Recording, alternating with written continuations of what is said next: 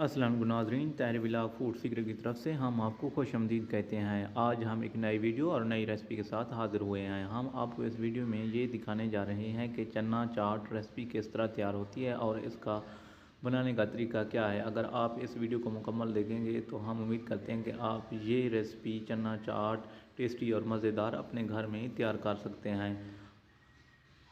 अगर आप मेरे YouTube channel Tahir vlog food secret पर नए हैं तो सबसे पहले मेरे चैनल को सब्सक्राइब करें, लाइक करें और दोस्तों तक शेयर करें ताकि हम आपको इस तरह की वीडियो फराहम करते रहें।